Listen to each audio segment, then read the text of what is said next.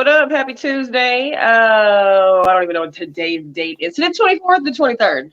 24th, I think. Okay, 24th. Yeah, you know what? You're right, because last night was the last night for my kids to get their homework in before school was over. So happy Tuesday.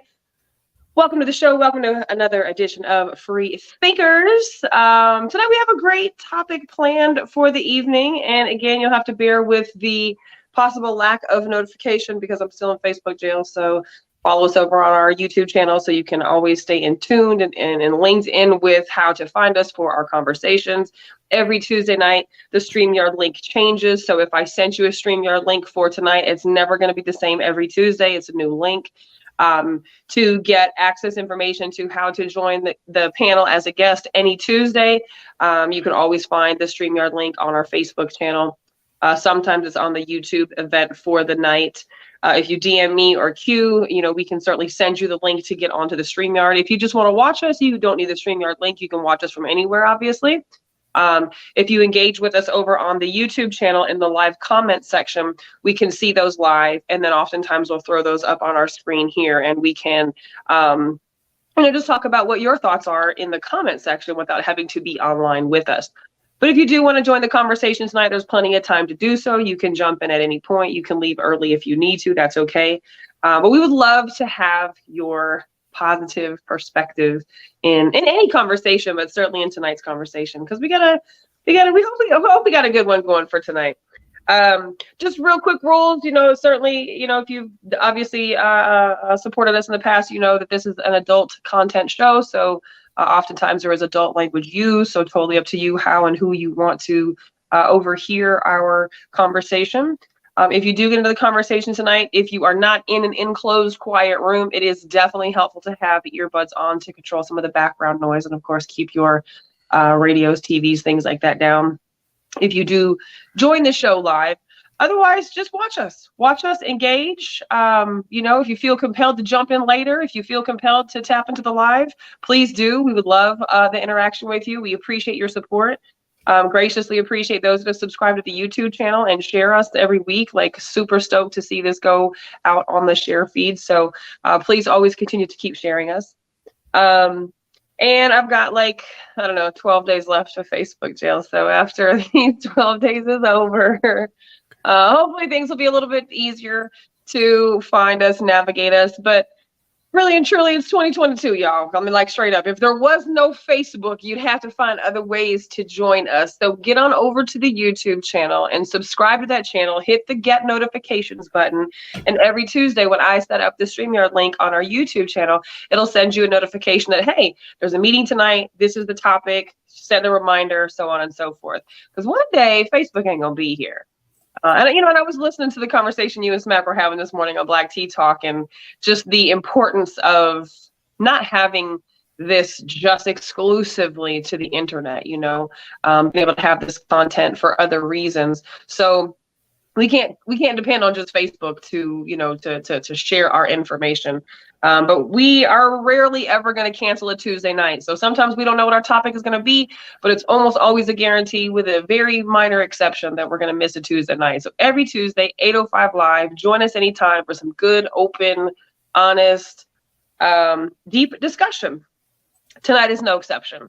Tonight we're going to talk about some of the things that we feel like the opposite sex, and I guess we can even talk about, within our own male and female sex, what we're doing right. We talk a lot about what needs to happen and what should happen, and things that may be wrong in society, stuff that we obviously are noticing and experiencing. And all those things are true, right? But we want to spend a little bit of time talking about what we're doing right, because we always got to give ourselves a pat on the back and acknowledge the good, positive, healthy things that we are doing. So we're going to talk about the things that men and women are doing right. You don't have to be married. You could be married. You may be single. You may be anti-married. You may be all kinds of different things. But what is your perspective on what men are doing right, what women are doing right?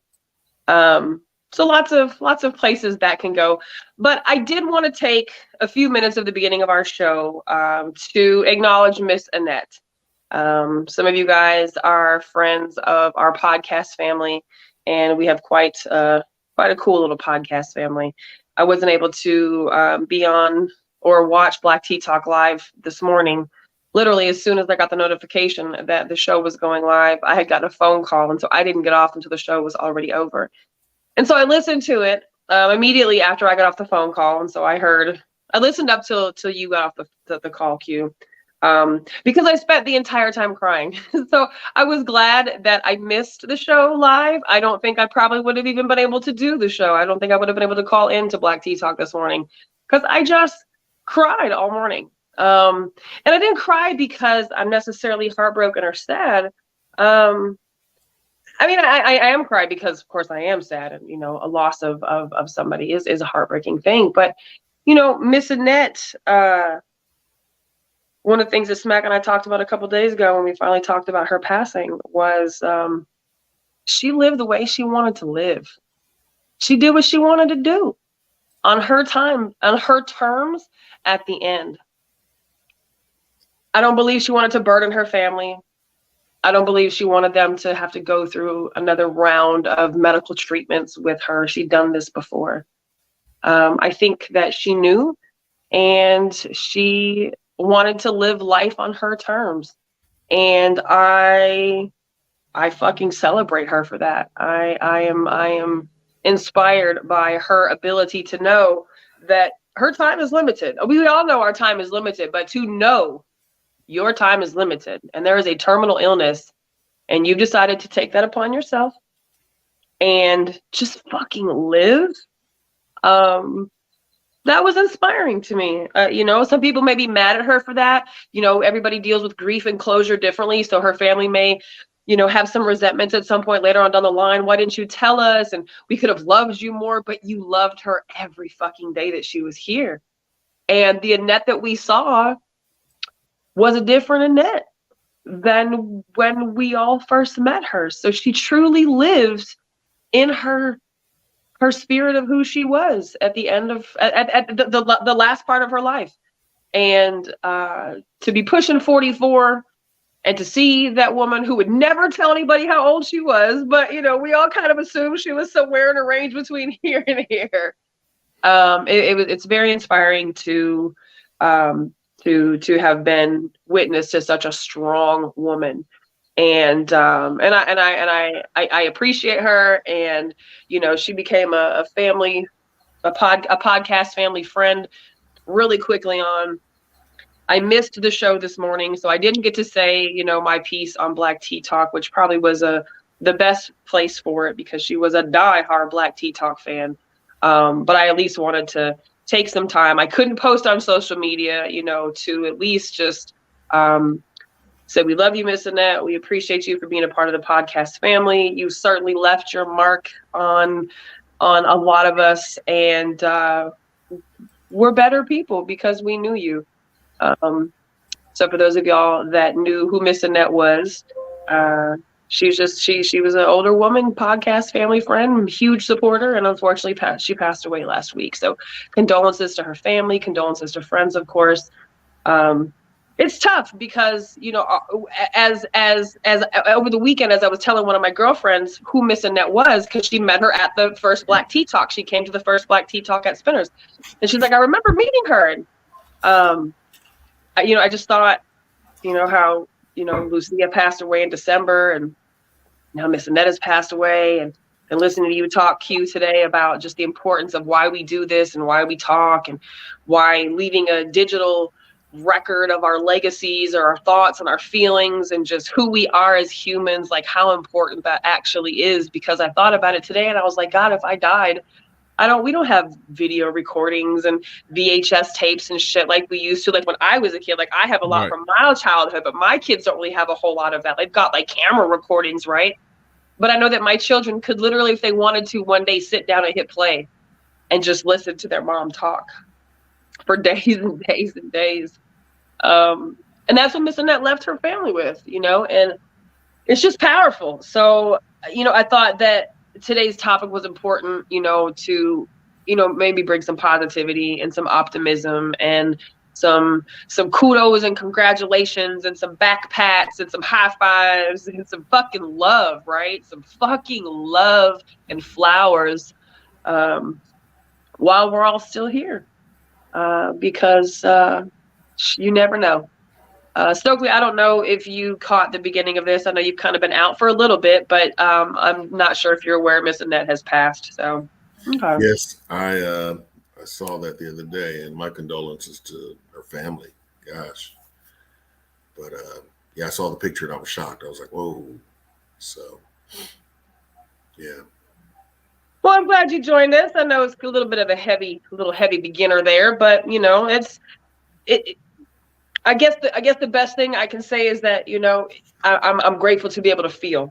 You know, I'm happy to be able to feel how I feel and process this stuff. And listening to today's Black Tea Talk this morning sounded like a therapy session. It sounded like a straight up therapy session. And you know, but that's what these things are. We don't know this sometimes, but that's what these things are sometimes, you know. And it's just important to have this. So appreciate you for joining us tonight. You've been away for a couple episodes. We missed you the last couple weeks. Yeah, I've been busy. I mean, I apologize for not being, and I've been wanting to. Yeah. You know, sometimes you gotta put things. Get the new married life, so you know how that go. You gotta do married people stuff.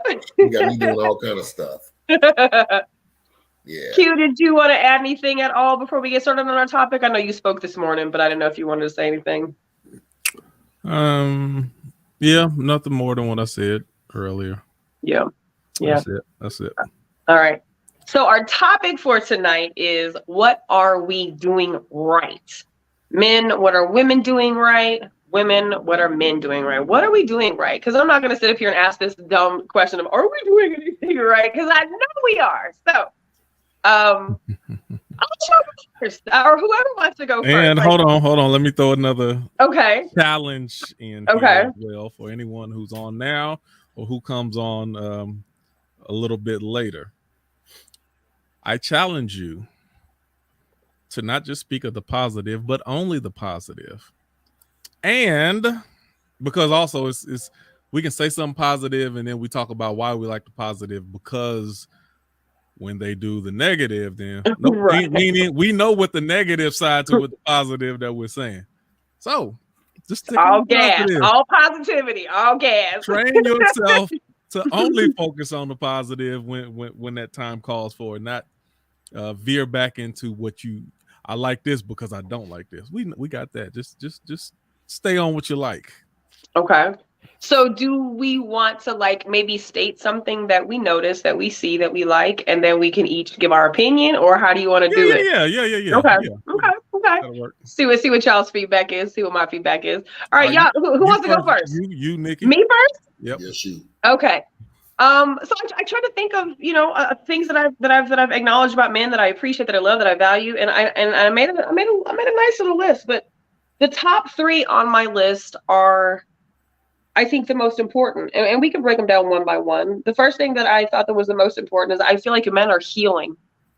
I feel like men are acknowledging that healing is required. And I think that in the acknowledgement that healing is required, it's like the first step of Alcoholics Anonymous. It's acknowledging that there's a problem. It's identifying that there's a problem. There's a problem, and I'm powerlessness over something. Sometimes we don't realize that we're powerlessness when we're in the space of needing to heal, of hurt, of misery, of whatever that place is. So just acknowledging, I think, that men are needing to heal opens up the doors for everything else, creating safe spaces, creating vulnerability, being able to talk, being able to share, being willing to cry, being able to say, I'm fucking sorry, being able to ask for help. Like all of those things, for me, healing, I think, is the biggest one. I'd be curious though, because that's just my perspective as a woman. I'd be curious though to know, as men, do you feel like that's an accurate assessment? Do you feel like as men, women provide the space for y'all to be safe, to be vulnerable, to heal, to ask for help? Obviously not all women, and we all have bad experiences with men and women. But overall, do you feel like there's a climate that makes that more possible than in the past? I think that's a good assessment. I don't know, but what I can say, I think the culture is changing to where it's becoming acceptable for men to express themselves more and to reach out more when they recognize that they do need help. We're slowly moving away from that staying locked in, internalizing everything, having this closed shell. So from that aspect, I don't know at what rate it's progressing, but I do think the culture is changing that allows us to be more open with our feelings and our hurts. So yeah, that's the best way I can say. That's the best way I can say it. Well, no, I'm glad that you said that, because I would honestly be really fucking sad to hear you say no. Society has not created that space for us, or I don't feel like as a man, society is still comfortable with men being comfortable with feelings, or you know what I'm saying. So I'm glad you didn't say there's that. There's a lot of different ways I can go with that, but if we're talking about just progression, I think we're moving in the right direction. Okay. I would agree with that. I found that, yes, I am able to, I know y'all probably don't believe, able to cry. I mean, you know, I crack jokes all the time. I'm, you know, that person, but, you know, there are times where I'm just like, brother needs to cry, you know, shed some tears, think about some things. And I've surrounded myself with a good group of brothers that just, we're not afraid to say certain things to each other. You know, like, bro, you're going through this. Let's talk about it. We can talk about these things. And I mean, that's something that maybe my dad's generation, they were too cool to, you know, too cool to put all their heart out there or whatever, their feelings or whatever. So, but yeah, I have a great group of friends, and I do a lot of this. We do a lot of this on the golf course between shots, where we're, you know, we on the tee box laughing. By the time we get to the green, we damn near crying, you know. But it's okay. It's okay. Right. You know, society is tough for everybody. Me as a black man, and the stuff that I just go through daily, I got to be careful what I say, who I say it to, where I drive, how I drive. At work, I just can't go ham on half the people I want to. And it's, I brought this up a while back about code switching. All my life, I code switched. I didn't realize that's what it was called until maybe 10 years ago. What is code switching? Huh? What is code switching? Code switching, where I'm at work and I have to be a certain way, not to offend or put people in fear. Customer service voice. Yeah. Oh yeah. So, you know, you learn to survive a certain way by code switching. I deal with a lot of people that are I don't even know how to say this the right way, that are racist. You know they racist, but they're not gonna be racist to your face. You know, they think I'm that good Negro, you know. And because of what I do, you know, I'm at their house. I'm designing their backyard. I'm designing their pool, their patio, outdoor living space. They got millions of dollars. And I've had some that are just overly friendly. But again, talking to my buddies about these types of things. Got a buddy of mine that works for Boeing. He goes through the same thing. And he's not, you know, he makes engines for planes. But we, as a group, have that connection where we all can just sit back and talk about things. And, you know, whether it's your personal life, your home life, your kids, your work, and just day-to-day getting out here living your life and doing the best that you can do. You know, we all have a story. And you're right, Nikki. Not all women trying to hear what we're talking about, but right. You know, I'm glad. Let me knock on some wood. I got a good one. Woo. So let me ask you a question, and this kind of is a little bit. I mean, it's kind of off topic, maybe, I don't know, but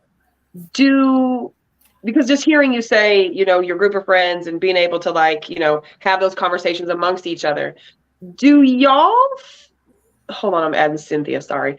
Do y'all feel like it is More safe or less safe? And I use quotations because I don't want the word safe to be taken out of like major fucking context, right? But like emotionally safe.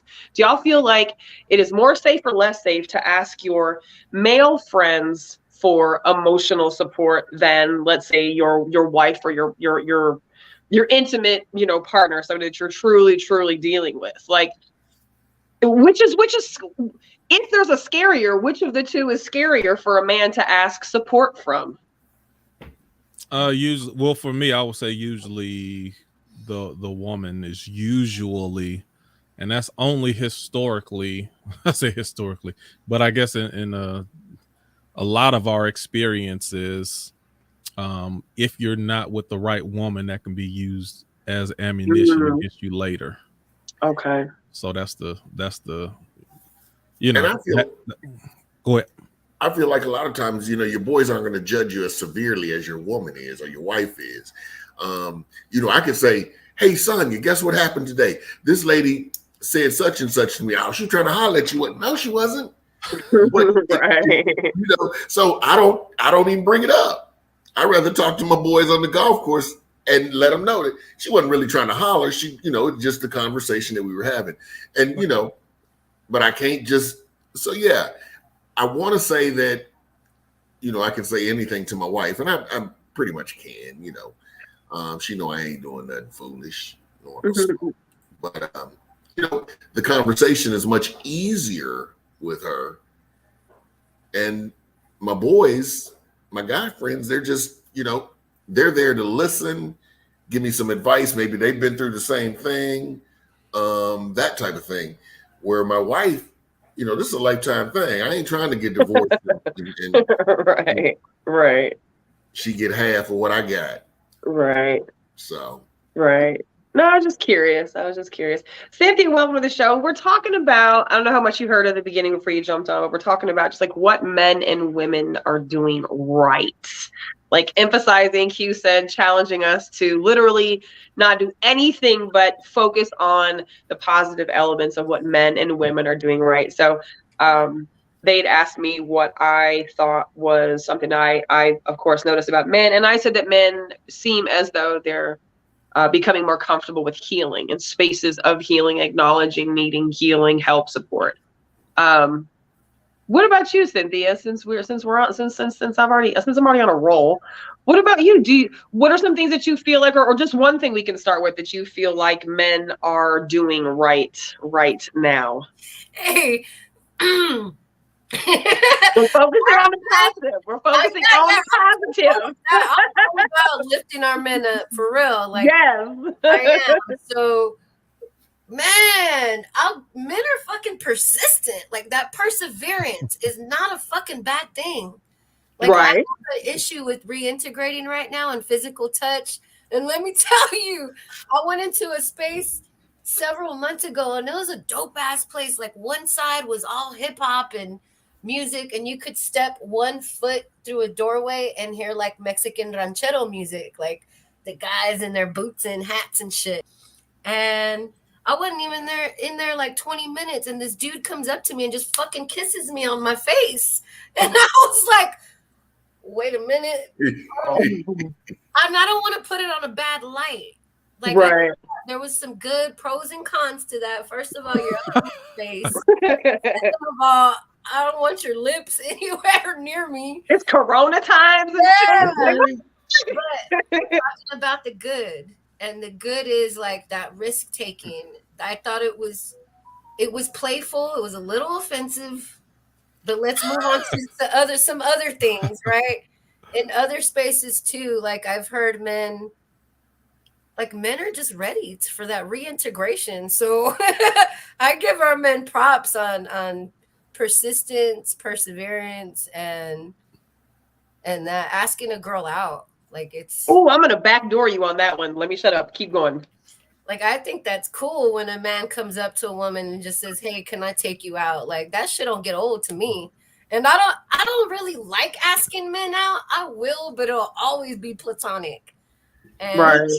I just like when a man says, hey, let's catch up over a meal, or let's share some food or have a drink. Like, I haven't had any issues with just men stepping up and asking. It's been really cool these last couple of years. Real cool. I'm going to backdoor you with the perseverance thing because, oh shit, we lost Stokely.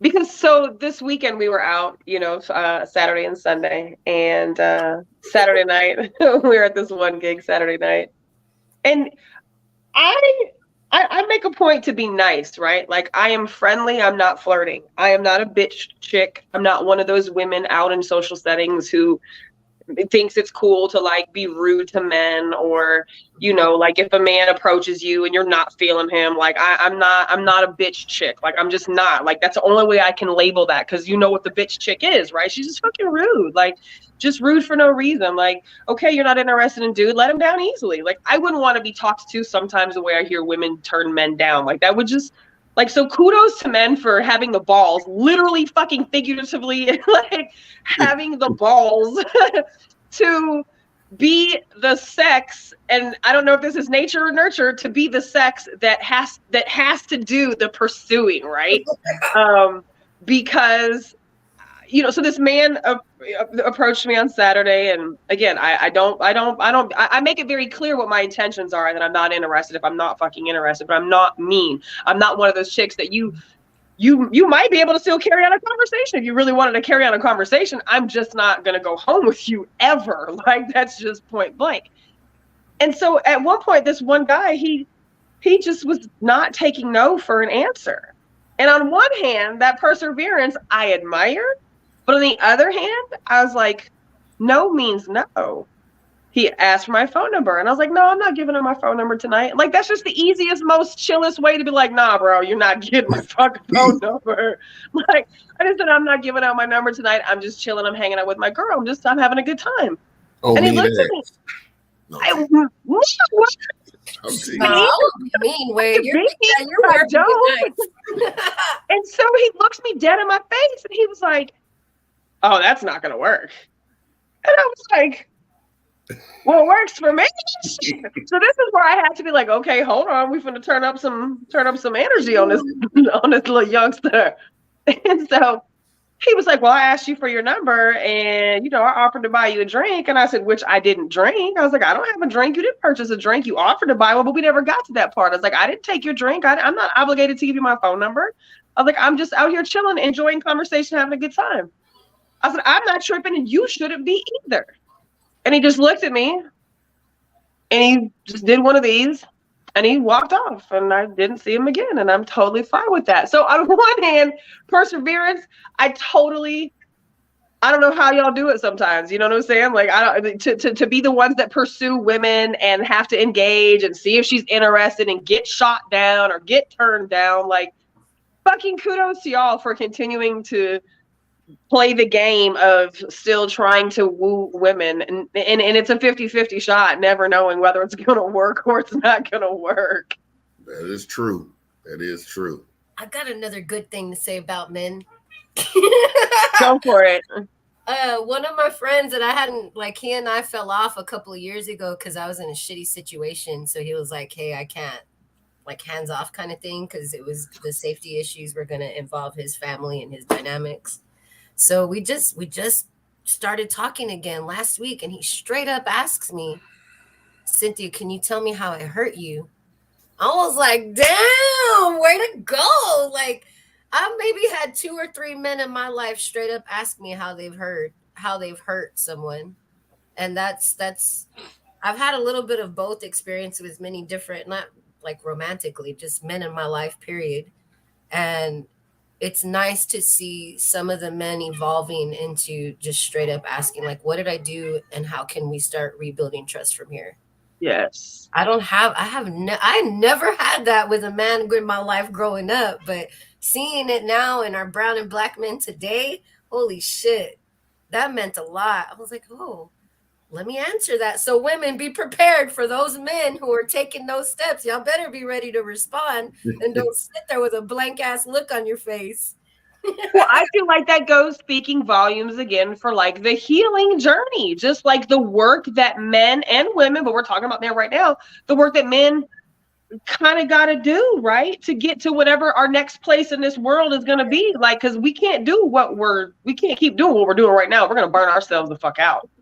So it's like, it's men who are, and I feel like, and I can't speak for being a man, obviously, but I feel like men are in a really weird place right now, right? Like, you have to be masculine, but you can't be too masculine. You have to be masculine, but you can't be toxic. You have to be masculine, but you also have to like speak to some of the softer, maybe feminine qualities that you do have. All men have them, just like women also have masculine qualities. You know what I'm saying? Like, and so I feel like men are in a weird place right now because it's like, am I supposed to be the hunter, the protector, the gatherer, or am I supposed to be, this soft, caring, gentle person? And I think that we've asked for men to be both of those people, and that's put men in a weird place because now it's like, it's like no holds barred. And so I love masculine men. I love men who are manly men. I love men who do what men do. But I hate that sometimes men are masculine and manly men because that shit was beat into them. So to see today men know that I can still be masculine and I can still have all my balls and I can still be the leader of my house. I can still be, the one that maybe my woman submits to, but I can still be gentle. I can still be soft. I can still be emotional. I can still, need a fucking hug sometimes. I can, and I think that is just, that almost transcends into the next thing on my list, which is just men fathering, men being fathers. Like the way men want to father today is so exhilarating to me, to see so many men want to be a good man for their children, want to be, especially, and not especially but especially like in for me, because I have 2 Black sons, but to see Black men want to be, not that they ever didn't not want to be, but to want to be so very present for their children today and let nothing stop their relationship with them and their children, so much so that sometimes they get custody of their children. Men going to court and taking custody of their children and wanting to raise these kids right and give these kids safety and security and maybe some of the shit that they didn't have, or trying to break generational curses by being involved with their children. It's like, I think that's probably one of the most beautiful things, is to see men who father with their every being of their spirit. Yeah, I agree. I mean, I'm the type of person that care about everything. I care about people I don't know, which kind of sucks. Right. It doesn't suck. It just makes us who we are. It is. And I, some people say, ooh, you're soft when it comes to people. I just want the best for everybody. I want everybody to have the opportunity to have the best. I don't want anybody treated shitty. I don't care what your flavor is or what you like. Or what I just want everybody to have an opportunity to be happy and live their lives. And it's ironic that you bring up, being a father. I mean, it's tough because you obviously want the best for your kids. And there's times where you have to be stern, but then again, you have to be that nurturer. You have to be that educator. You have to be, my youngest is 21 years old. And I tell you what, last week, Wednesday or Thursday, I can't remember. Anyway, she ran your boy so hot. And it's nothing that it's not like I don't have a fear that she's doing anything wrong or bad. My child is lazy as hell. And so the laziness, is what got me. I was just too through.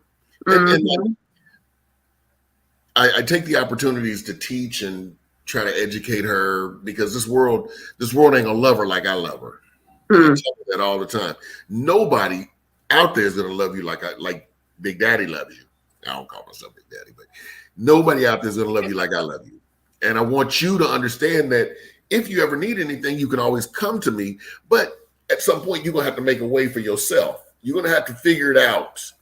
At 21, you should know your sister, who's 30, the oldest, she had to go through that shit too, and she figured it out.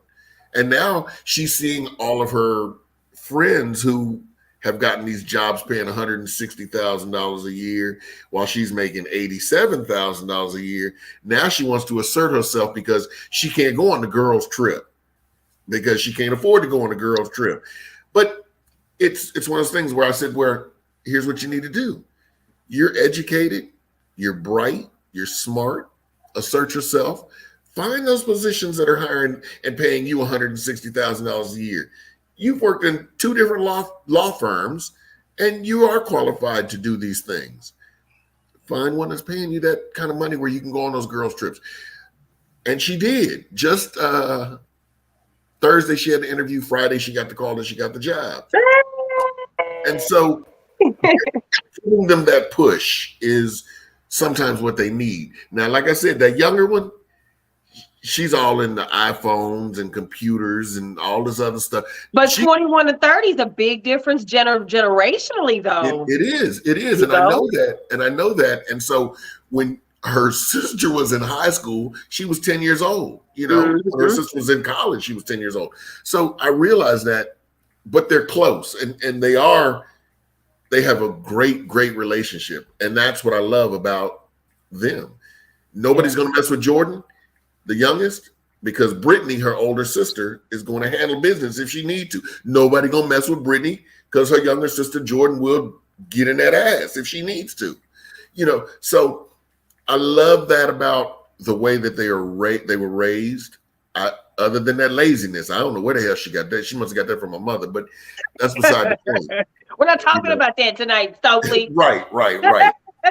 So, but yeah, that love that a man can show for their children and wants to push that and show that love not only to them. I don't do the show for the world, but I do it for my girls. I do. And my neighbors know those are my girls. My family knows those are my girls. So anyway, I just had to say that. From a girl, from a what is it? Not a girl dad. From a what is it? A dad? What is it? Not a girl dad, but I don't know. As a dad's girl. Thank you for that. Thank you for that. We appreciate our fathers. I'm not even going to cry, but I want to. We appreciate our fathers in more ways than we could ever fucking tell you on Father's Day. That we appreciate, y'all's presence in our life. And not even just our lives, but the way that you also affect other people's lives and other people's children's lives, So always kudos, major fucking shout out to men who father, and especially men who father during difficult times, who are not in the same home with their children, who may argue with their ex or their children's mother or have numerous, women that they've had children with. Like, that's a struggle. So for those men to still try to fight for their kids and still try to do the right fucking thing as best as they can. Kudos to y'all, man. And I swear to God, your children will know when they get older one day, and they'll be grateful for all that you've done. Jules, welcome to the show tonight. Been a minute since we've seen you. I'm sure you probably kind of know what we're talking about here. We're talking about what men and women are doing right. So it looks like we're doting on the men here for a while first. We're gonna get around to Q and Stokely. They're gonna talk about the women here in a second. But anything you want to add to this conversation, or anything you want to double back on of things that maybe you heard? So 2 things. Weekend before last, I went to Monroe for my youngest niece's college graduation. And we finished with the graduation and we step outside and my mom's wheelchair bound. So my sister, they wanted to go take pictures and do stuff. I'm like, I'm going to go sit in the car with Mom. I needed windshield wiper fluid. It's a long drive, almost 7 hours, lots of bugs through, 290 country roads and all that. I ran out of windshield wiper fluid. I popped the hood in the parking lot of the graduation. And in less than the time it took me to pop the hood, get the windshield fluid out, and fill it up, I had 3 different men stop and ask me if they could help. 2 of them, when I said, no, I'm just filling up windshield wiper fluid, it's all good. No, ma'am, you shouldn't be doing that. One of them, no, baby, I got you. No, you shouldn't be doing that. Now, men who are willing to step up into those moments, because I was raised, I know how to do a lot of things for myself, but I was also raised to know if there's a man around who's willing to do them things for me, to let a man be a man and do those things for me. and had these people who stopped not been with their family, dressed nice for a graduation and all that stuff, I would have let one of them take over. But I wasn't gonna be the one that got their nice clean clothes smudged or whatever else. So I said no. The other thing was I got to be around my oldest niece and her fiance and my little grandnephew. He's getting ready to turn 10. And for the first time, he has a man who is taking an active role in his life because his father didn't. He chose not to. And he sees him occasionally. And my nephew hates having to be around that man. So he's had this void. So for my niece's fiance to step up and to watch the way that they interacted and to see the love that he has for my little dude, and for me to see the way when I was, at the graduation, Mom and I were sitting on the floor seating and looked up to catch a picture of them. And my little nephew immediately grabbed hold of his future stepfather and hugged on him to take the picture. Like, having men who are willing to step up in those roles and be fathers, because you and I both know what that loss is. And I started choking up when Stokely was saying what he was saying too. I felt it. It's hard to. Because only a father can teach you how you're supposed to be loved by a man. Ooh. Yeah, if they don't treat me as well as my dad or better, they're not the right person for me, right? When we've had great fathers in our life, that's a really good barometer of, is this the right relationship for me, the right person for me? If they can't treat me as well as my dad, we live in very different times though, so it's difficult to find that. But having those men stand in those spaces means so much. Agree. Fellas, what are your thoughts? I said, what are y'all's thoughts, fellas? Q, what are your thoughts? You've been quiet. About that specifically? Sure. No thought. No thought. Yeah, it's appreciated. Yeah. Good. So about women. Now it's y'all's turn. What do you give us some feedback? What have y'all noticed about women? What are women doing right? I'm just gonna give you something that I like. There you go. And this is I like / partially doing right. You'll know what I mean. So in general, this applies generally to all women, but more specifically to Black women. I love the variety. I love Black women's hair and the variety that they can do so many different things. And I love that they're embracing their natural hair along with that beauty. So whether it's straight, bob, locked, froed out, whatever it is, colored up, whatever, all of that. It's all the amount of variety that Black women are able to do with their hair. I love it. It is beautiful. And in addition to that, I'm so happy that they've included the natural look as part of that variety. I agree.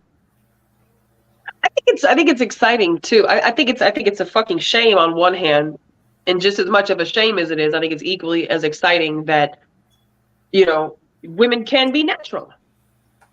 Period.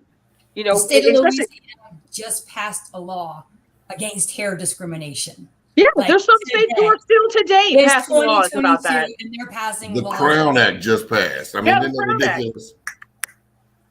Yeah. So even still, even with that, let me say with that, in spite of that, and let me say with that, you're talking about a lot of these things are just passing now, but many Black women, even before those laws passed, they said, "Hey, I'm going natural. Right. I'm going to rock my neck." So part of the amount of Black women who are willing to go natural and say, "Hey, this is who I am. I'm Black, I'm strong, and I'm educated and qualified for the job. Take it or leave it." That also helped push along those type of bills to say, instead of us trying to conform you to our style, this person has value, so we need to get on board, versus, and then on the flip side, there's a lot of people. How many times do we see a certain level of brainwashing go on for so long, and even once a bill is passed, those people are still stuck in that mental prison, right? And just the freedom that a lot of Black women are exercising, just to, and it's a mix of the natural hair, the variety, and our creativity, Black creativity being exhibited through hair as well. So kudos. I just think it's cool. I love it. Yeah. Man, that was a good one, Q. Thank you. I think that's the best one I got. That's the best one I got. That was good. That was good. I ain't got no more. You ain't got no more. You got one. I got more. Don't bite, Nikki. You prepared with that. So I got one and that's it.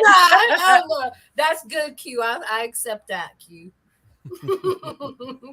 That's so funny. Gemini OTS, she said, yeah, she said the Crown Act. I went national over 25 years ago and locked 3 years ago.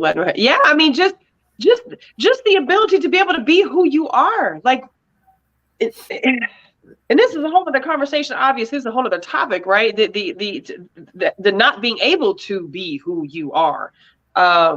It's a beautiful fucking thing. Like I love to see women with afros. I love to see Black women with the hair braided. Like I love to see Black women with their hair down. Like in every form of fashion, really, you know, but just not feeling the pressure to conform to European standards and being like, fuck y'all for that. Like I love that shit. What? Absolutely love it. And you know, and part of that is because I think, you know, maybe for some people, especially non-Black people, has probably allowed people to understand why cultural appropriation is so offensive. Oh my God. Why cultural appropriation is wrong. You know what I'm saying? Like, I hope that things like the Crown Act and, you know, just society becoming humans and not looking at a woman who has a different hair texture than mine as any different just because we got different hair texture. Like when you understand when you understand people more, when you understand where people come from, when you understand a person's plight and story, you have to be more empathetic to the plight, I guess. So I would hope that would make people be more sensitive to cultural appropriation. And I think that people who have maybe fucked around with cultural appropriation realize why they'll never do that again, or why they wouldn't do that again in the future. You know, because there are some things that are just sacred. They just are, period. Some shit you just can't have. What? I don't think that has to be it. No, I don't think that that's the only thing, but I hope that some of that has added to. Okay, I say it like this. I think you should have certain respect for certain things and understand the history or background of a thing, but I don't think everything should be exclusive to just one. We're America. America steals everything.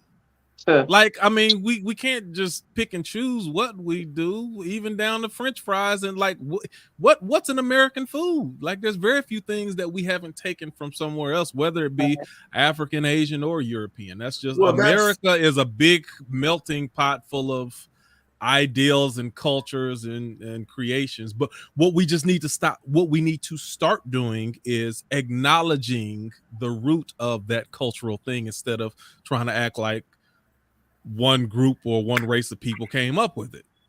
Just give the proper respect and due where it's due. And I think everything is cool from that point. Well, most things are from that point. Well, a lot of things can be corrected if, first of all, we can't. For years and years and years, we were a costume. Black people were costumes and shit to be made fun of and you know, all that type shit. That's the part of the appropriation that maybe not the appropriation, but that's the part of America that bothers me. It bothers me because if you really think about it, culturally, you have Asian culture, you have Black culture, you have Mexican heritage, you have Spanish heritage, you have all of these different heritages and cultures that come together to make what America is. You never say, hey, you oftentimes, hey, I want Chinese food or I want Mexican food. You never say let's go have some white food. You just don't. It doesn't happen. And so, like you just said, giving the kudos to whatever culture it is appropriate to do. You know? But America has stolen everything from everybody. I say America as the nation, as the country, but it's so much that I could just go in on this one. I'm just like, but this is supposed to be positive tonight, so I'm gonna keep it positive. All right, so yours. Tell us something that women are doing. What are they doing right? What do you like? What do you appreciate?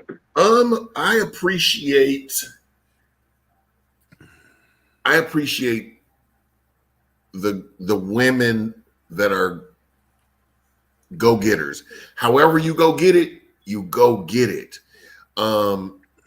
If it's a hustle, you're going to get it. If it's a 9 to 5, you're doing what you do to do it. And again, I'm kind of a niche person. So the group of women that I do know, I don't know of one that is not a go-getter, is not. I mean, like I said, you don't have to be a 9 to 5. You could be an artist sitting at home doing art, but you are a cold ass artist. You could be a person that gives good sound advice, and the advice that you give is good. You know, some shit people can use. And so my oldest sister is a perfect example. She is in Colorado, she is a counselor that counsels women that come from relationships that are bad and gets them back on their feet where that they can be the best that they can be. And so I look at my sister, who growing up, she was the meanest person I knew. She was a bully. She's turned all that shit around, and she gives good advice. She has women that she has mentored over the last 15, 20 years to actually become, and 2 of them are actually owners of their own business. She has one lady that is now a CEO of the company that she works for. And it's like, wow, this is all coming from. So I appreciate women, not only the women that are directing or pushing women to do better and be better, but the women that take that advice and use it. It's about listening. Doing more listening and less talking is a good quality in a lot of women. You know, I'm not just saying that because, you know, me being me, but yeah, being a listener. Oh God, that's beautiful. Let me jump on top of that, because that was rubbing shoulders with one of the things that I said. I said it a little bit differently though. I love women who have silent intelligence, and there's a lot of, even having conversations with a lot of people, I love and value women who clearly smart, but they use their words in a wise way. They don't spill it out on fools. They are very precise with what they say, but they have a level of grace in the way that they say it. It's a part of an aura of how they carry themselves with grace. And I don't have to speak about, you know, men and women and people who just vomit all over the place, and the first thing come out their mouth, you got to say it, no matter how emotional, but just to have a certain poise about yourself. I love that. It's great. It's attractive. It's you command respect immediately when you know how to carry yourself in a certain type of way. And you know what's even funny? I've had this happen with women that I know, because there's not much of an issue, but even some women that I don't know, and I love it. If there's been a few different occasions, sometime older, sometime around my age. If I'm walking into a store or a restaurant At the same time, they'll stand there when they see me coming and wait for me to open the door. I think it's so dope. It's so you dope. Love it? Yes, that's good because I will stand and wait. So I'm glad you say that. Oh, let me get this for you. Go ahead. I stand and wait. So I'm glad you said that. That is a sign, not the only sign, but it's a sign of understanding self-worth. Yes. Give us the opportunity to cherish and respect and admire you, and lay the rose petals out in front of you. I mean, I like it. I think it's dope. Now I have to say, if I'm with a man that I know, I'm definitely gonna wait and he's gonna open up that door. Right. If I am walking up to a place and there is a man or men who are approaching, I'm probably gonna slow down just a little bit to see if they step it up a minute. If I'm in Austin, if I'm in Louisiana, I'm just stopping. If there's men around, I'm just stopping. And I'm never touching one a door. of them is going to run to open that door for me.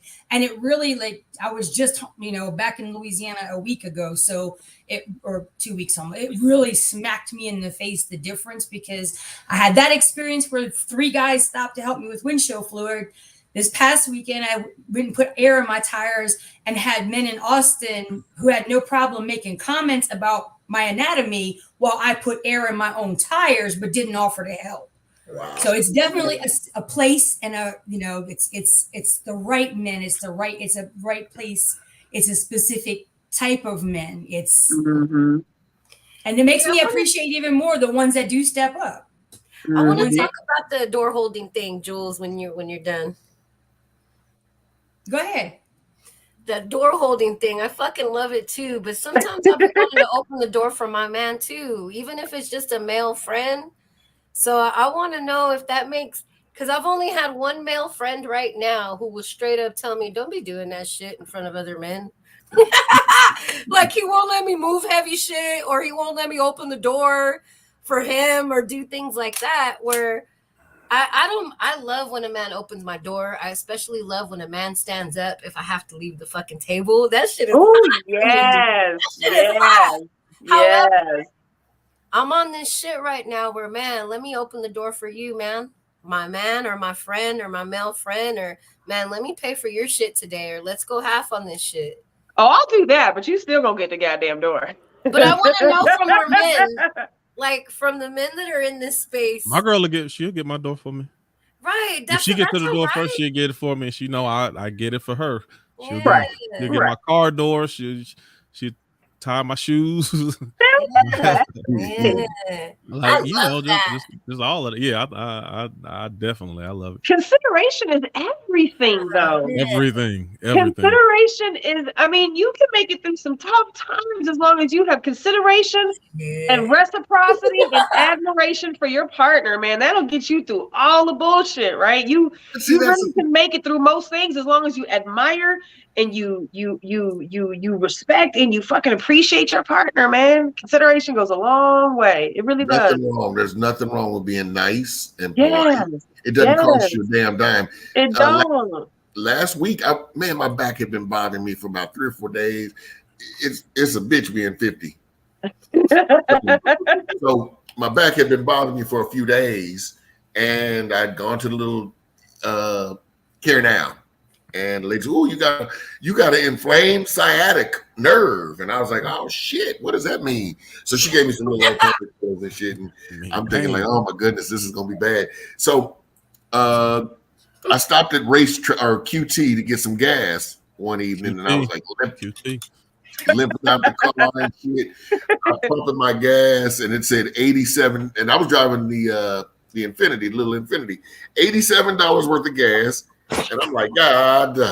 So I see this lady over at the air pump, this little old black lady at the air pump, and I see her, I think she's airing her tire, putting some air in her tire.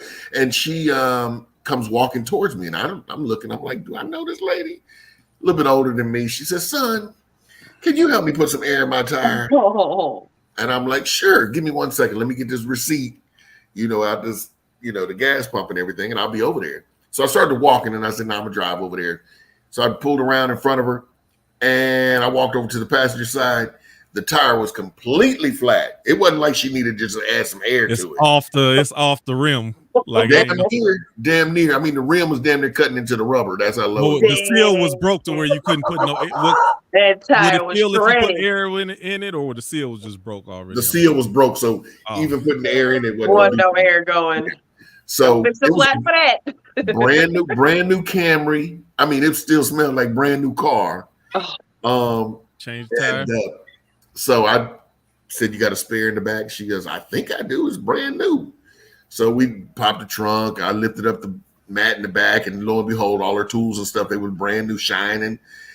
But she had a lock nut on one of the wheels, wheels rather. Yeah. So I was like, "Do you have the key to get this off?" And she's like, "I don't know what you're talking about." Glove box. Glove box. Yeah, go to glove compartment. Now I'm in a glove compartment, digging through a glove compartment. It's nothing. It's just that, and the books and stuff. So I end up back killing me. I'm on the ground changing. Hopefully, you should have found one of them young boys around there. Man, nobody else would have stepped over there. And I was looking around the parking lot like I'm the oldest dude out there. And, gray beard and everything. And she came to me because and this is right. I was just like, absolutely, I'll help you check. I thought she just needs some air, and I could do that. I walked around the side of that car and saw that tire on flat. I was like, no. But I changed it. I mean, my back was killing me and everything, but I changed the tire. She thanked me. And we said thank you to each other and went on about our business. But the fact that, like you made a point, there were some younger cats out there pumping gas too. And I guess she thought maybe she wasn't going to get the response she wanted from one of them youngsters. But I have a mother, I have a grandmother, I have sisters, and I would hope that there have been out there that would do the same and help them if they needed that type of help. Right. So it's not hard. There's nothing hard about being nice to people and respecting people. And I knew this lady, she's probably in her mid-60s, couldn't have changed that tire herself. Right. And she might have been scared, like people been doing old people wrong. You know what I'm saying? Right. Like she could have been nervous. Yeah. So, and that's what I'm talking about. I'll delegate. So even whether it's a tire, especially because I got a bad back too, but even something simple like, can you reach up and get that for me? I'm like, no. We at the store. I'm like, I'm short too. I can't get it. But it ain't no. It's hold on a second. I'm gonna go find somebody for you who can reach up there and get it. Until once you involve me in it. If I can't directly do it, I'm gonna rally some troops around and make sure we all get it done together. Yeah. And then once you good, then I take up. Yeah. So yeah, I appreciated her having the confidence in me to be able to think that I could do it. Shit. What, Stokely, what you said is really important though, because I think that men have gotten a bad rap. I think that bad men have given men a bad rap. And there are women who will not ask a man for help in situations like Jules needing fluid or this woman needing a tire because we're fucking scared. Mm-hmm. Because bad men have given men a bad rap. And I've been one of those people who has always trusted you until I don't trust you no more. And maybe that's me being ignorant and just, always thinking goodness out of people. I thankfully, knock on wood, have never been in many situations where I've been like just blatantly fucked over, by mistrusting the wrong person type of situation. Have put myself in dangerous situations to help other people out. Thankfully, all those things went well, but people genuinely are afraid of asking people for help because bad things happen to good people. And there's no look of what a bad person looks like. You know what I'm saying? So it's just like, we just think that this person's going to be good. And then you hear about how this person tried to help this person broke down on the side of the road and they fucking end up in their trunk full of holes. You know what I'm saying? So kudos to you for having the energy that allowed this woman to know that she could come ask you for help. To be able to be of service.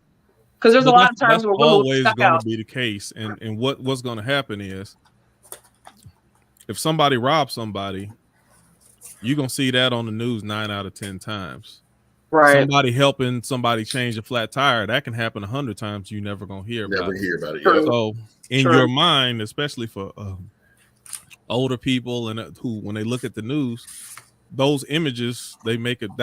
that's all is presented to them. You don't get presented to good. So that's the unfortunate thing. You always got to use due diligence. Like, okay, so even when I went to California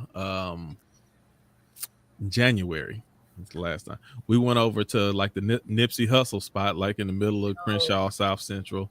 Some of my cousins, they was a little bit nervous about going through there. And I'm like, no, man, we good. Them our people.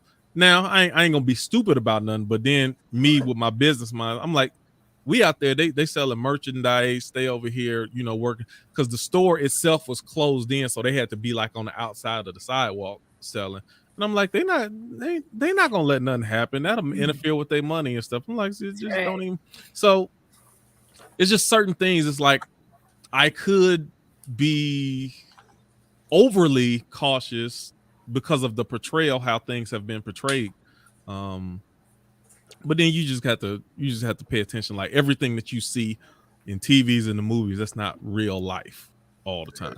And even last, you know, I just came back from, I was rolling through Compton, eating burgers, sitting out there, and I'm like, don't be stupid. But at the same time, I know, because I come from a crazy city as well.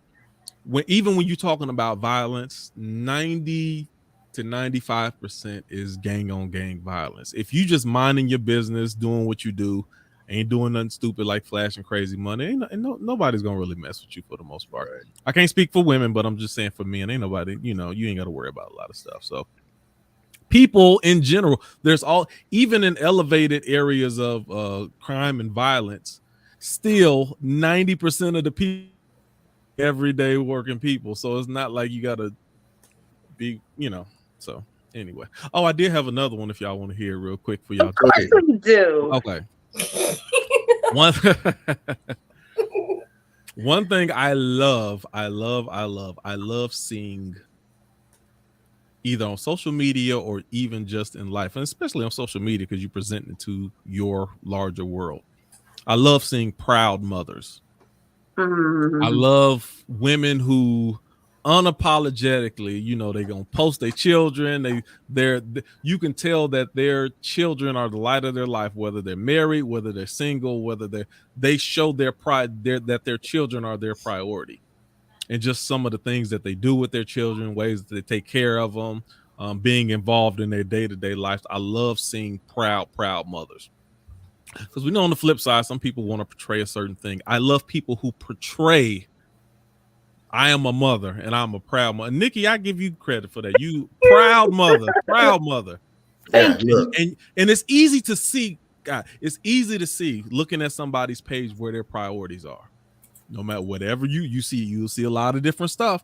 Sometimes you'll see somebody got 1,000 different selfies that let you know their priority is themselves. But when you see, especially somebody like Nikki, and I see you're going to see her with her kids and them doing stuff, them doing a lot of stuff, a lot of nothing, hanging out, whatever it is. Got the dog now. You see what the priority is. And I just think that's super fly. So I love seeing, you know, whether you're a good mother, bad mother, I love seeing proud mothers who take pride in showing their children and their family. So kudos. I want to say something about that too, because I have definitely felt like more in the last 5 years since I've been single.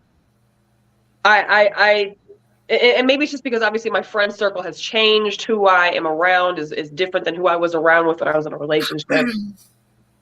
But there's a few of y'all, you know, it has become overwhelmingly validating for me as a mom. And it's not just me, but I'm just speaking from my experience, to have men compliment me as a mom.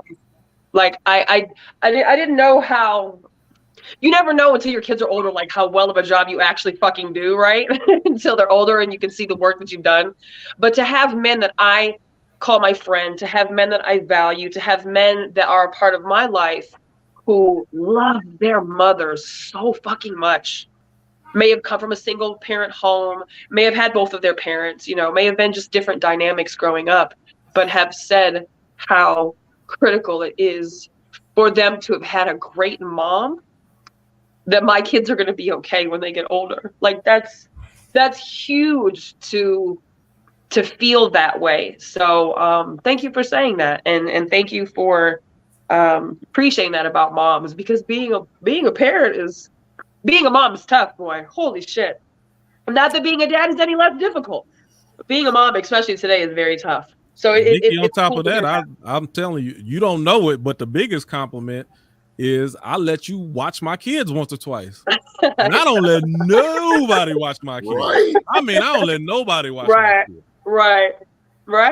Yeah. Especially when they were smaller. They were babies. They were so little. But I saw she's a good mother and the human being that she is. I'm like, okay, they cool. I wouldn't let nobody else do it, but I was cool, and I felt comfortable with it. As a man, you notice, and Nikki, I have to say this about you too, because I've noticed, the pictures where you're going to Florida and you're taking your boys and you're doing.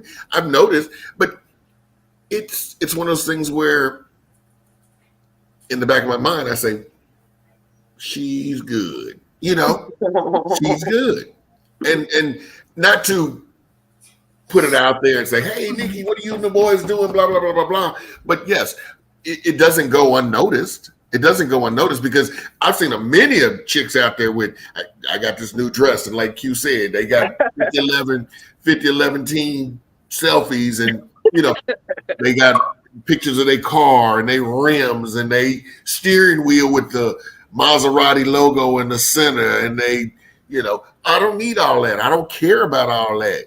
You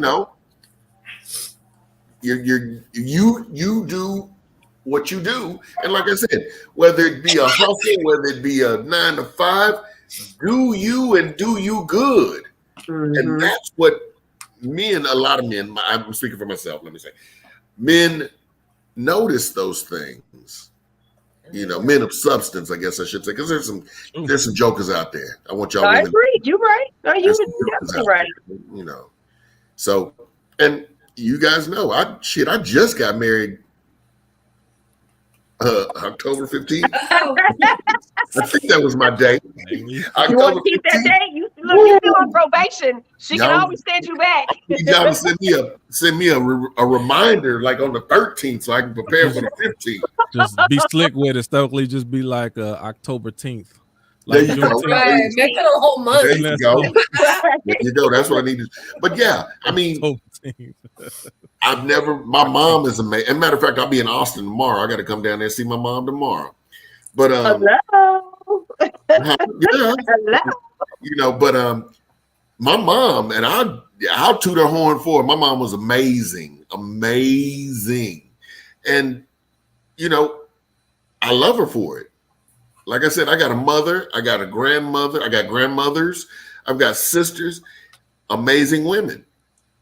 Amazing women in my life. And so I'm that dude. I'm gonna fight for women regardless. They trying to pass this old no abortion thing and all this.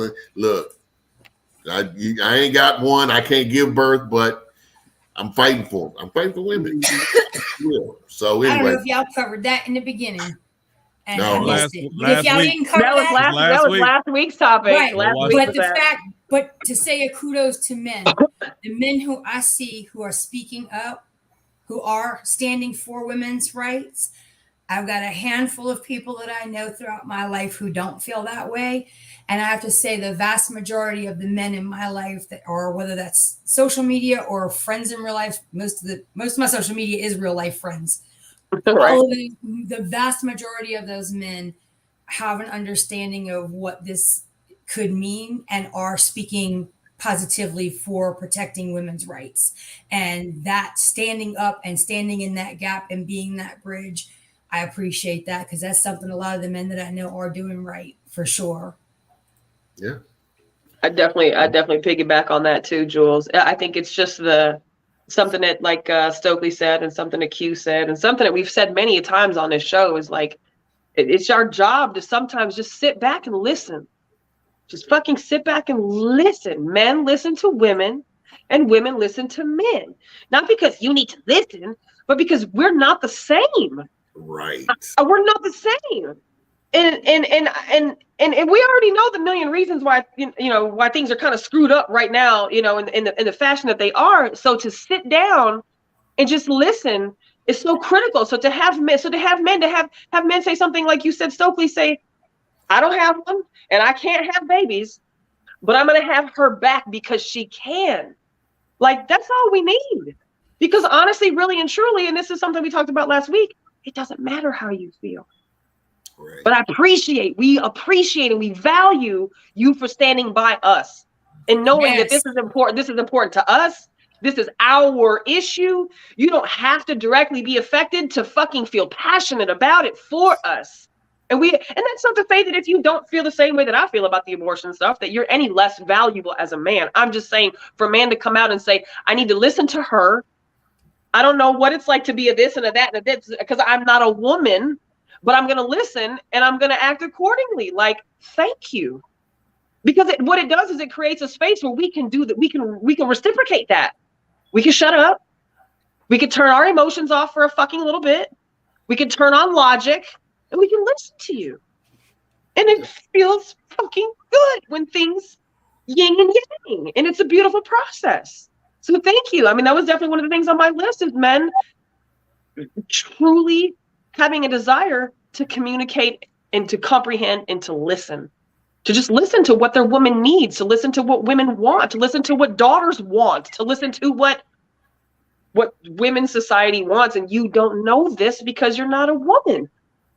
So thank you to men who try to listen, who really put forth the effort to grow and understand us more, to understand us and have compassion maybe for things that are big issues to us that are not really issues to y'all because you are not a woman. So thank you for that. Mm-hmm. Tiara, welcome. Hey.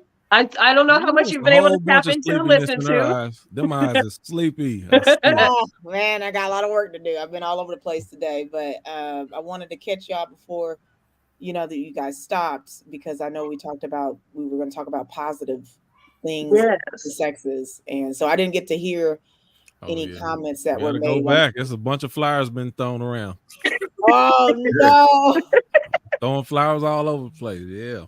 I'm glad that, that we're taking this time and doing that, because a lot of times we're pitted against each other, whether it's male versus female, Black male versus Black female, Latina female versus Latino male. So, it's constant. So it's nice to see that we talk about the positives, because there's so many more positives that outweigh the negatives, but it seems like we just focus in America on the negative stuff. I got another one too. Oh shit, come on with it. I love and this is not any particular woman, but I love in general women who are now like removing the former gender standards, especially when it comes to like the workplace. Like now you got an influx of women who becoming truck drivers, barbers, entrepreneurs like Tiara. Like I don't have to restrict myself to being a secretary or a nurse or whatever the 12 jobs they said you could have back in the day. A teacher. Right, exactly.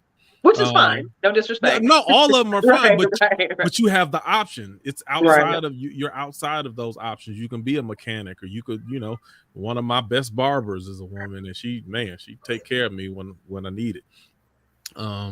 So it's I love that women are just expanding their bounds as far as like I said with the hair, also with I can do whatever I want to do.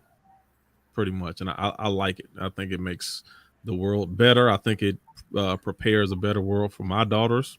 Yes. So, yeah, I love it. Keep doing whatever. Like, allow your mind to take you wherever you want to go, and don't shut yourself off to say, "Oh, that would be." I wonder how that would be, but we don't do that. No, regardless of your gender and your race, don't have. We get more and more.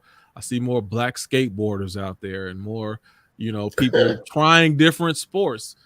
Because before that was thought of as corny, or, I was one of the few black guys my age who was out there playing tennis, and is on the golf course, it's yeah, man.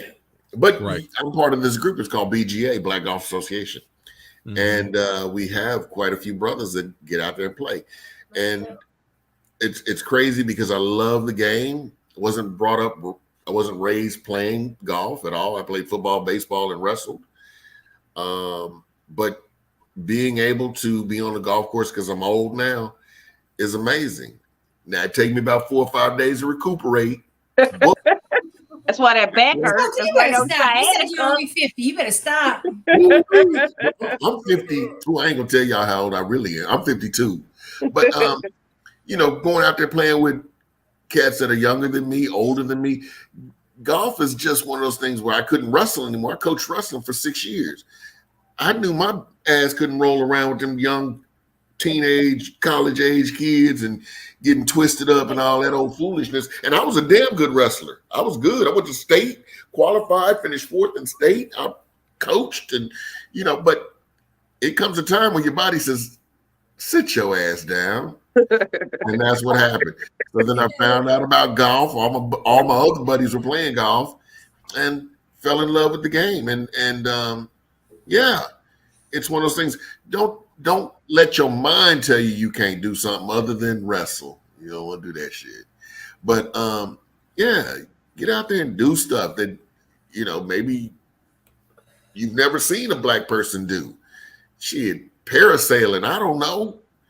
Actually, there was a group, maybe I think earlier in May, that was the first group to reach the summit, black group to reach the summit. Oh, Mount Everest. Mountain climbing, yeah. Oh, wow. I didn't think see he that. was a teacher.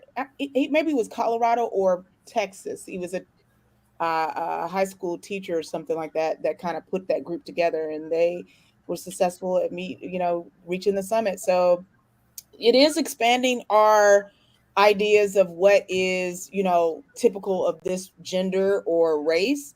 Right. I have been seeing lately flower boys at weddings, and it's been amazing to see. Like, it's not feminine or anything. They come out with a little, pizzazz, and actually it's entertaining. Look up flower boys. I saw a video recently of one. Yeah, so I shared one where there was a white guy came out. He had this little outfit on, and he was in roller skates, and he was throwing the flowers around, and he was twirling around. I thought that was so cool. And then it's a couple of black guys that I've seen that done it. They have these suits on, and they pull the flowers out of their suits and throw them around, and it's really comforting to see people get in their more I don't even want to say sensitive side, because I hate to see that that's classified as being sensitive. I feel like it's more open than anything, but I'm loving the fact that men are in touch with their feelings and emotion, and is more verbal about them, because a lot of times it wasn't cool for men to be so forthcoming with how they feel and when they were not doing okay. So I love the fact that men are more vocal about their feelings, and they should be honored and taken care of and cared just like a woman. Mm-hmm. Agreed. I agree. And I agree too. No doubt. The thing you're talking about with the video, I saw that one, but the other one that I love right now that I'm seeing the trend of, I don't know if it's strictly, I don't have TikTok, so I'm seeing them posted on other things from TikTok, is black men frolicking, and they're just expressing joy. And that I love, they're just having a good time. They're frolicking. Bouncing and sipping, and they're smiling. Hold on. I gotta make sure I get this right. The smell of flowers and the rain. That's frolicking. I don't know if you've ever frolicked. Frolic? Why would you frolic? We don't be frolicking, no. Be for real. We don't be frolicking. Nobody like, lighthearted. I think that's kind of like cool. It's really a stress. People don't realize little things like that is stress relievers. Yes. And it produces like positive endorphins in your body. If you would go around and skip in an open field and just laugh and giggle and laugh, right? Cat Williams said that. I mean, it's literally just a joyful, playful act, a physical, joyful, playful expression. And when your kids were little, Stokely, it's the way you described yourself as a dad, as they're adults, when they were little girls, you frolicked with them. Right. At some point, you have played joyfully and just gotten lost in the moment and had fun. Yeah. Well, I have to say this, Jules, because you bring up a good point. 3 weeks ago, yes, he frolicked. I guess I was frolicking because they taught me when they attempted to teach me how to double dutch jump rope and shit. I let me see, I may have jumped 3 or 4 times, but hey, the rope didn't catch me in my life. But I guess that's frolicking. It was fun. It was fun. I need to practice, but it was fun. Playful behavior or merriment. It was fun. You were frolicking. You didn't even realize it, but you were doing it. And to me, I guess I frolicked. I don't know if it's what's happened in this last 2 years that everything has been so insane, but seeing men being willing to express positive emotions, and the reconnect that Cynthia was talking about, like that is huge. The reconnect into emotion, the realization that it's not like we don't know how long we have. Right. Like I just had another coworker of mine in the hospital for COVID 2 days ago. Like this is still going on. The loss that we collectively on so many levels have been experiencing, but then the isolation made people kind of sit down and stop and think about it and realize tomorrow's not promised for any of us, And I think I've seen a shift in a lot of people where they are appreciating more what they have and who they have and sharing and expressing that and being big on giving the flowers to people while they're alive and they can. That's massive, I love to see bromances. Like bros hanging out, bros vacation.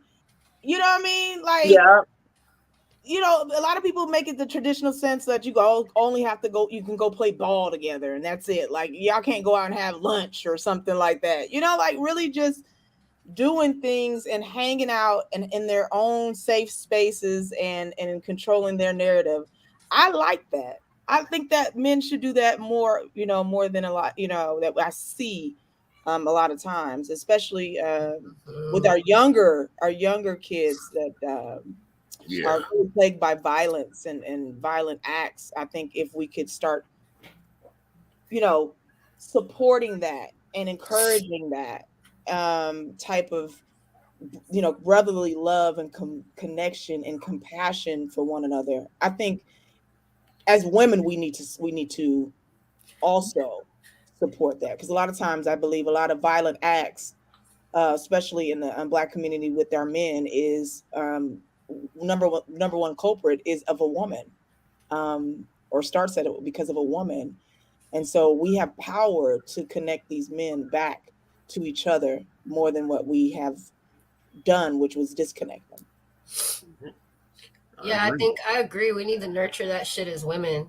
And one thing that I want to talk about too, maybe this is another show. I think we've talked about it before, but I right now what I'm working on too is like getting comfortable with my male friends, like letting them know indirectly that I ain't trying to fuck them.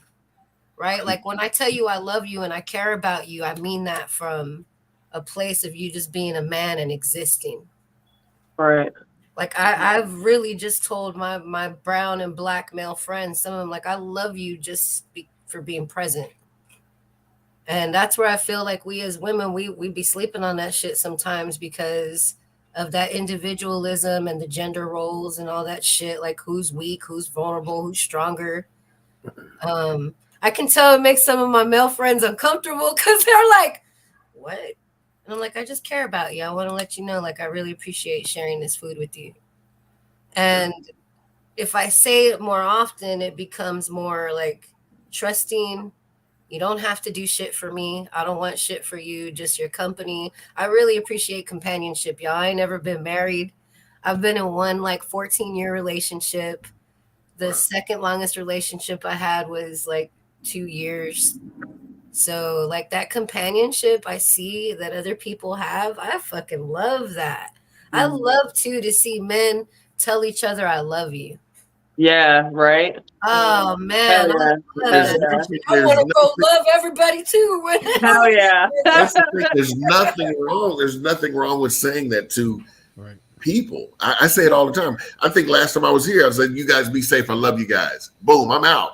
It's just default sometimes. It's like, oh shit. Well, if you're comfortable, that's about you, not me. Sorry. Let me see. Out of the 5 of y'all, I've never met any of y'all personally. I've chatted with a few of you online or what have you, but to meet you personally, I've never done that. But I want the best for you. I want you to be safe, and I love you. There's nothing wrong with me. I don't have a problem saying it. Right. So that's what I do. And shit.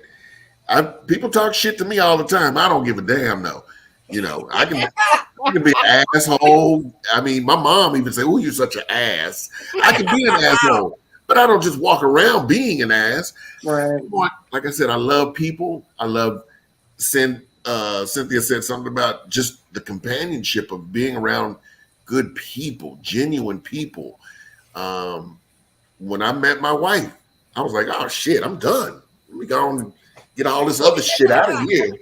I cleaned the phone out, the laptop out, the iPad out, throw the shit away. And I just knew. I was like, I'm good. GOOD good. Yeah. And that was it.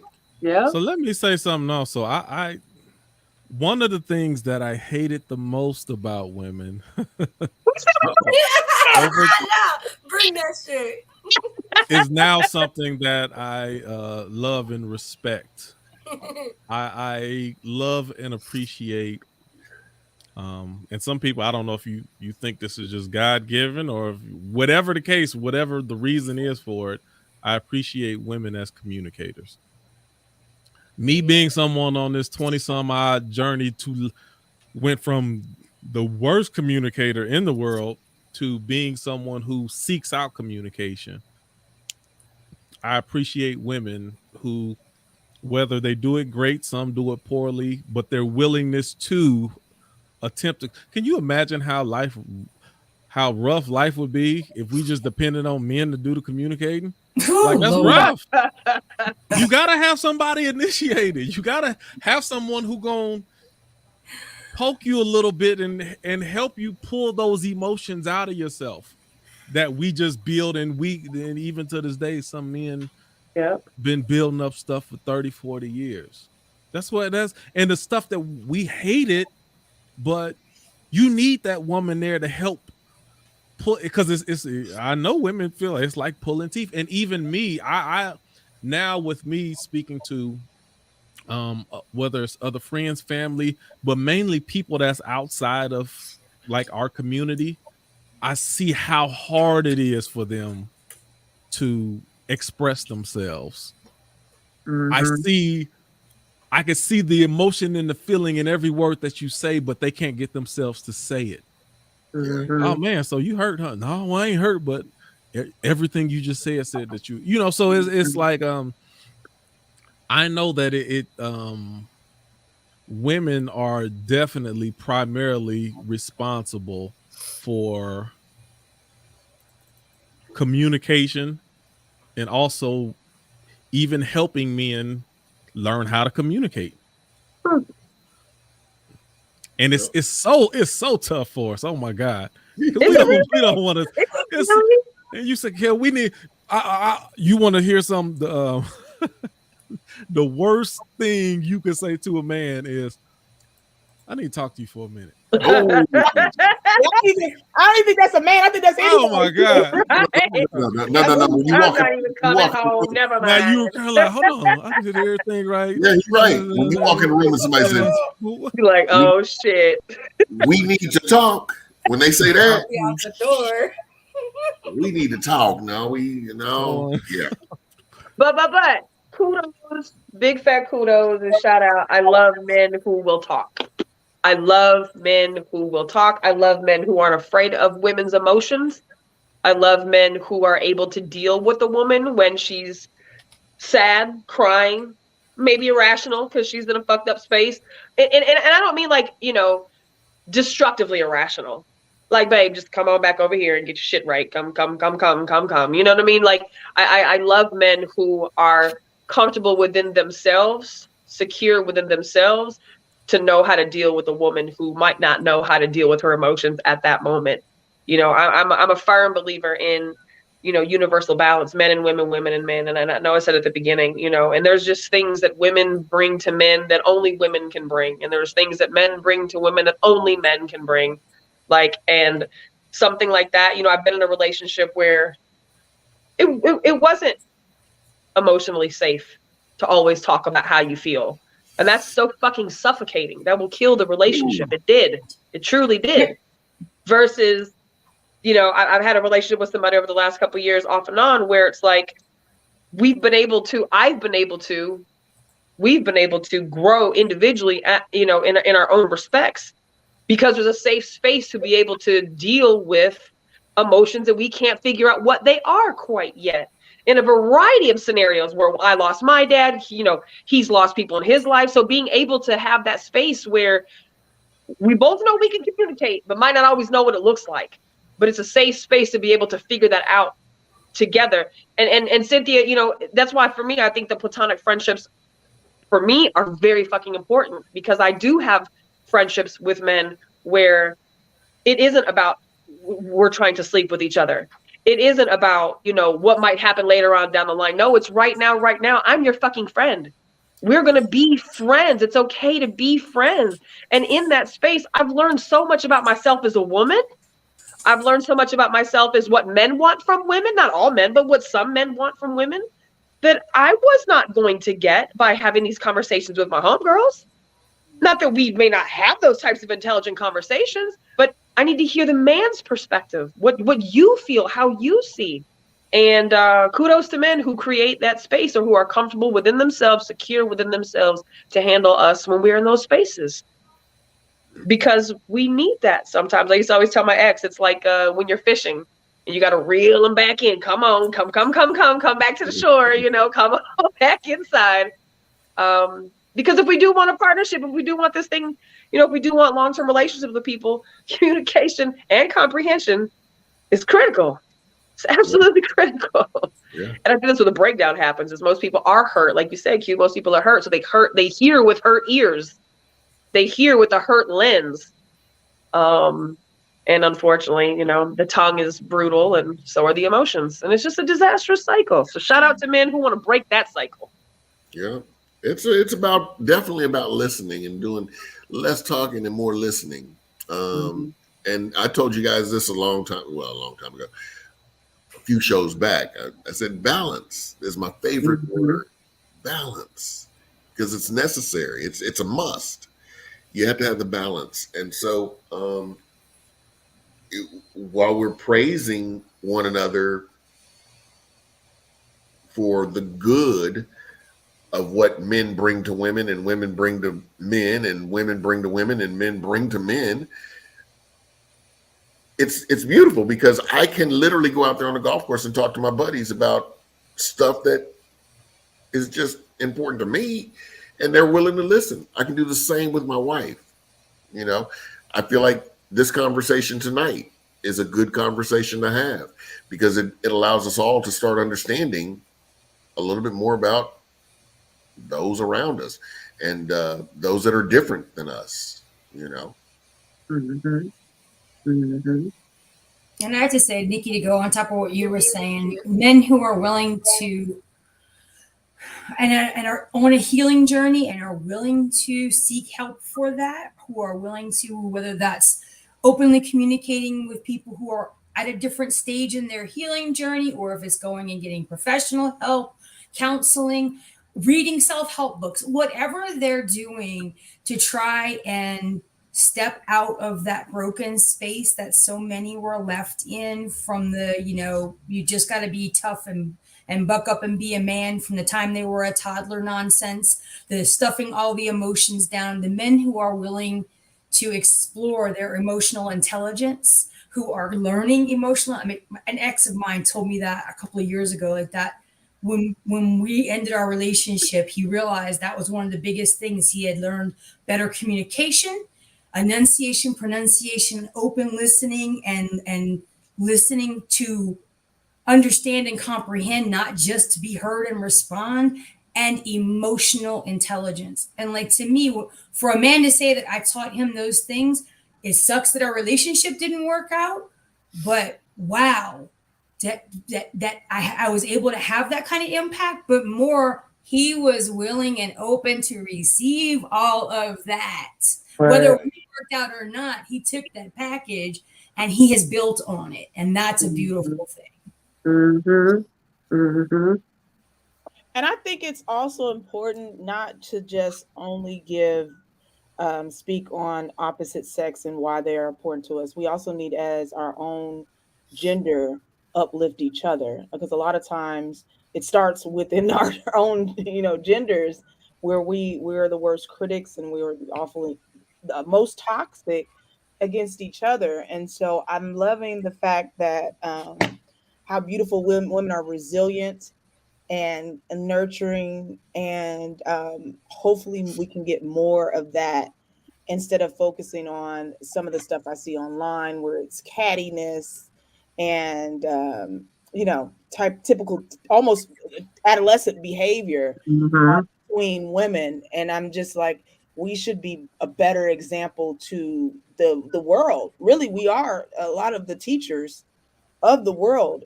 So a lot of the behaviors are mimicked, male and female, because of a woman. So it starts at us. We are the mother of earth, mother of everything.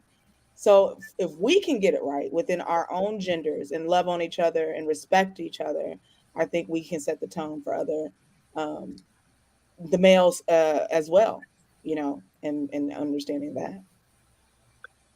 I agree. Empowered women empower other women, and there's honestly no better space for manifestation of greatness to happen, than when you have empowered people breathing life into the next person. Like, being of love is literally going to save somebody's life one day, because we never fucking know, and sometimes just having somebody who can be that lighthouse of positivity, empowerment, support, encouragement, love, and light is everything. Agree, 100%.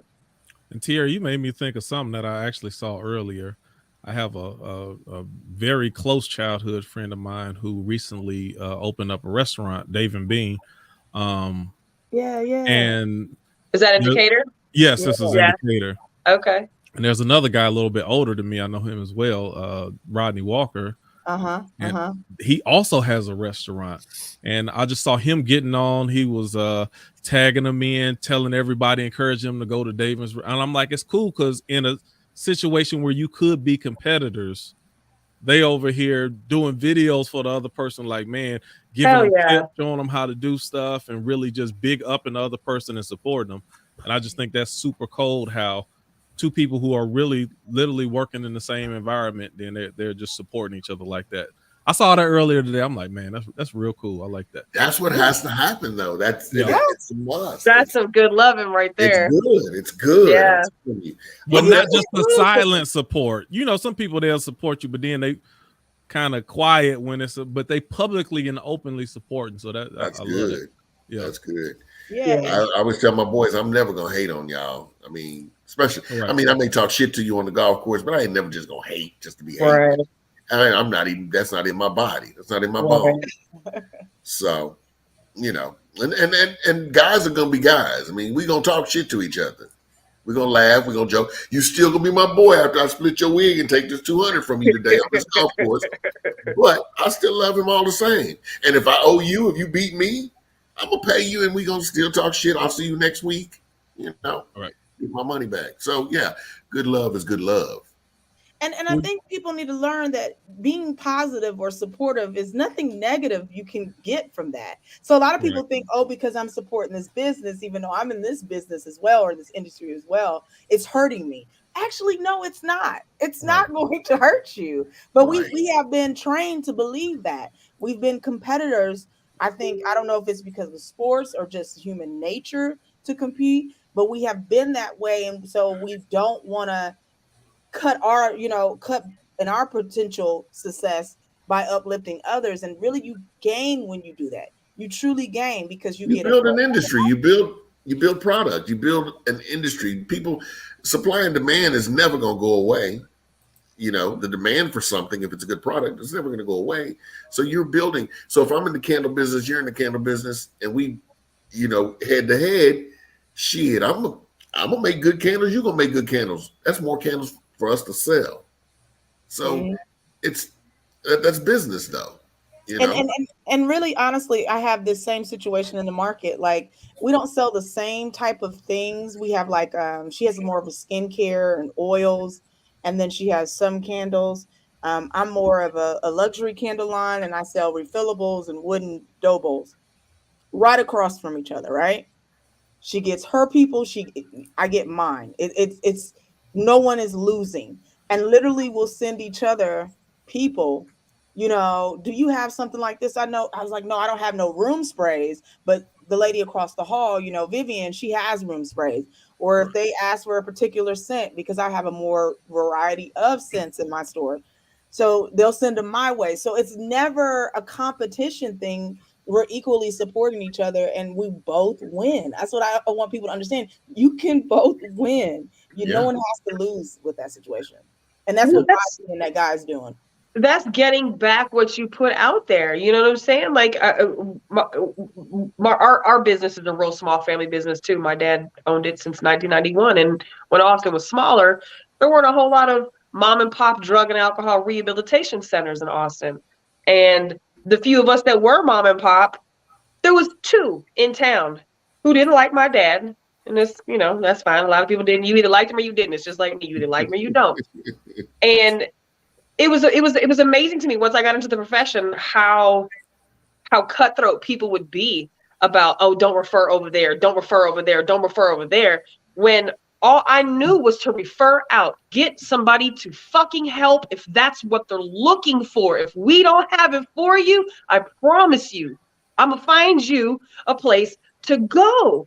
Never did I think twice about calling another treatment center in town and asking if they had a bed available or what they had available. And I read a quote maybe 2 days ago, and I shared it on Instagram, and it was the most poignant thing to me. And I'm sure I'm going to get some of this wrong, but essentially it said, there is no love wasted. No love is wasted. Any love you put into the universe, whether it was returned to you in the way that you wanted to or not, it doesn't fucking matter. It is still out there in the universe for the universe to give it back to you whenever the time is ready to come back to you. So you sending people across the hall to go get something from another woman does nothing to you. Maybe at that moment you don't get the sale, but what comes back tenfold? He sends me, the referral process is just reciprocal. It's just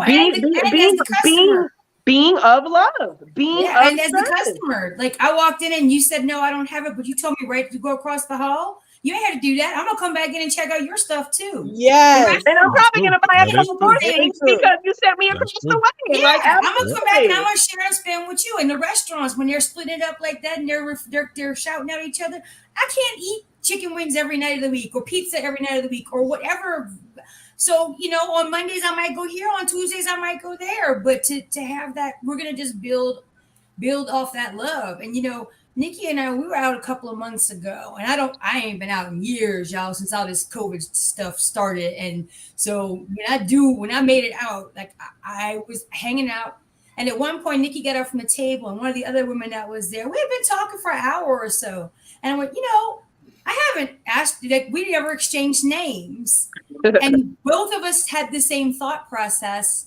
Yeah, well, I saw you with Nikki and she's good people, so I knew you were good people.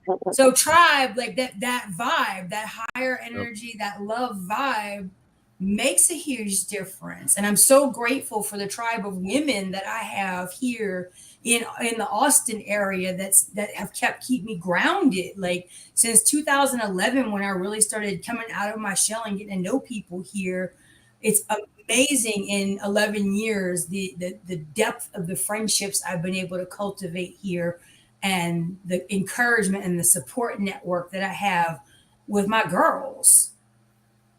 Yeah.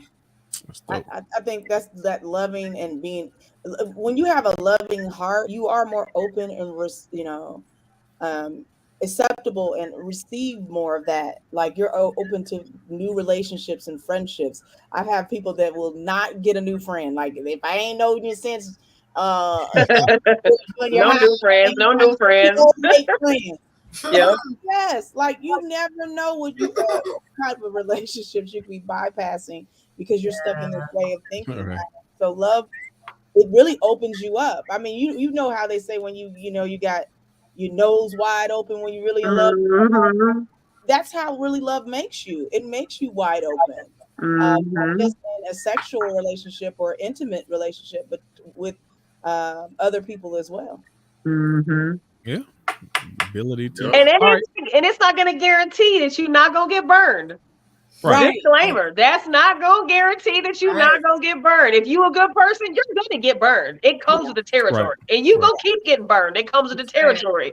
But again, there is no such thing as wasted love. It's going to sit there until it's time to come back. It just is. It just is. I feel that. I believe that. Yep. All right. Well, it's 10 o'clock, y'all. Wrap it up. Anybody got any? Well, y'all been nice tonight. I like this. This is nice. Feel good, don't you? Yeah. Feel good.